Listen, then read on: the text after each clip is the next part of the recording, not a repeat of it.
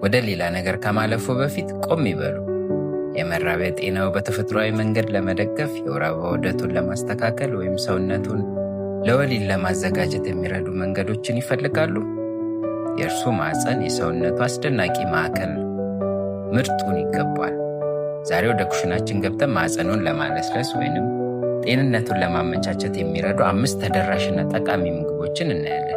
ይህ መረጃ ለጤናው ትልቅ ለውጥ ሊያመጣ ይችላል። ተከታተሉ። እንኳን ደህና መጡ። ማዕፀንን ለማለስለስ የሚለው የአማርኛ ሐረግ ብዙውን ጊዜ የወር አበባ ህመምን ለማስታገስ ወይም የማዕፀን አንገትን ለምጥ ለማዘጋጀት የሚያገለግል ነው። የጤና ባለሙያ ምክር ሁልጊዜም አስፈላጊ ቢሆንም አመጋገቡ ወሳኝ የሆነ ደጋፊ ሚናን ይጫወታል። ስለዚህም አንጋፋና ብዙ ጥናት በተደረገበት ምግብ እንጀምር። ተምር። ጥናቶች እንደሚያሳዩት በተለይም በእርግዝና የመጨረሻ ሳምንታት ተምር መመገብ የማዕፀንን አንገት እንዲለሰልስና ለምጥ እንዲዘጋጅ ይረዳል። ለወሊድ ዝግጅት ባይሆንም ተምር በፋይበርና ለጡንቻ ጤና ጠቃሚ በሆኑ ንጥረ ነገሮች የበለጸገ ሲሆን ይህም የማዕፀንን ለስላሳ ጡንቻዎች ጤንነት ይደግፋል። በመጨረሻዎቹ 4 ሳምንታት ውስጥ በቀን 6 ቴምር መመገብ ማዕፀንን ለማለስለስ የማዕፀንን ጫፍ ሰርቪክስ የምንለውን በፍጥነት ለመክፈትና ምጥን የሚያነቃቁ ሆርሞኖች እንደ ኦክሲቶሲን አይነት ፍላጎቶች በእጅግ እንዲጨምር ያደርጋል። ሁለተኛው የቀይ እንጆሪ ቅጠል ሻይ ወይንም ሬድ ራስቤሪ የምንለው ሲሆን ብዙ ጊዜ የሴቶች እጽ ተብሎ የሚጠራው ይህ ሻይ ምጥ አይጀምርም፣ ነገር ግን የማዕፀን ጡንቻዎችን የሚያጠነክር ዩትራይን ቶነር እንደሆነ ይታመናል። በአንድ ጊዜ ያጠናክራል እንዲሁም ያስናናል። ይሄ ደግሞ ለወሊድ ብቻ ሳይሆን የወር አበባ ቁርጠትን ለመቀነስ በጣም ጥሩ ነው።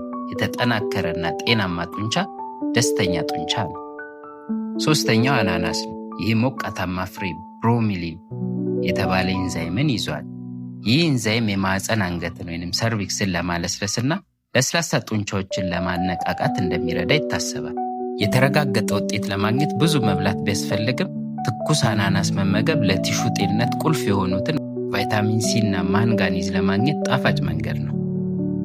ቀደም ብሎ የማዕፀን መኮማተር ወይንም ቁርጠት ኮንትራክሽን የምንለው እንዳይፈጠር ከ37 ሳምንት በኋላ መጠቀም ይጠበቅብሻል።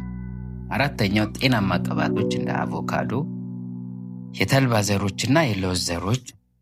እዚህ የምንናገረው በፍላክስ ሲድ፣ ዋልናትና በአቮካዶ ውስጥ የሚገኙትን ኦሜጋ 3 ፋቲ አሲድ የሚባሉትን ንጥረ ነገሮች ነው። እነዚህ ጤናማ ቅባቶች ለሆርሞን ሚዛን እና እብጠትን ለመቀነስ ወሳኝ ናቸው።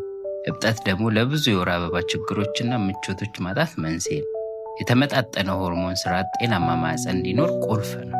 የመጨረሻውና 5ኛው አረንጓዴ ቅጠላማ አትክልቶች ናቸው። እነዚህ ምግቦች በብረት፣ ካልሲየም እና ፎሌት የበለጸጉ ናቸው።